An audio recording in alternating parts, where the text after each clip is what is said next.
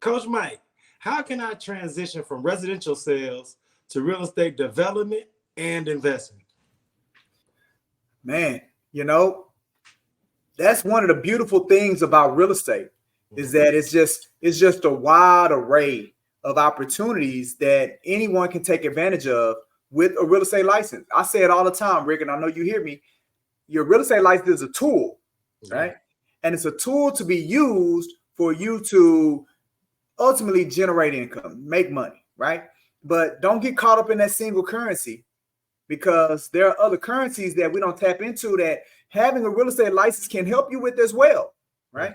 You know, not talking about time. We know that's the greatest currency, but relationships, that's the big one, right? And the relationships that you have utilizing your real estate license, being connected and tapped into the different organizations as a professional, that's one thing. And as you begin to want to transition into other areas, that's going to be a key currency. Who do you know? What relationships have you built? And what are they doing in these spaces that you're wanting to go to, right? As you build relationships with the association, the Houston Association of Realtors, they have classes. You can get certified. A lot of people be tripping on the certifications, Rick, because they're like, man, don't nobody know what them letters mean. Don't nobody know what any of that mean. The reality, though, is there's a currency that most people don't take advantage of, and that's knowledge, right?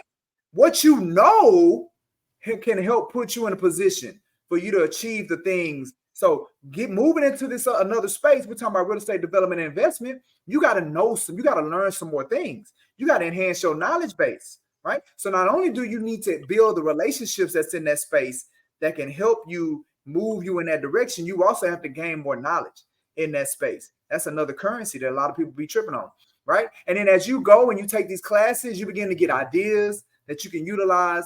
And then, you know, how you use your time, how you leverage your relationships, how you acquire this knowledge, use these ideas, and then look for people that have a reputation in that space. Because ultimately, you want to leverage their reputation, you begin to build your reputation. And you take all of those things, Rick, and that's what ultimately leads you to the bag. Like that's what leads you to the money, how you use these things. So if you want to transition into another space, then you got to find some people and build some relationships with people that are in that space. You got to do that. And you got to definitely go get some knowledge and some information. Educate yourself about that space that you're moving into.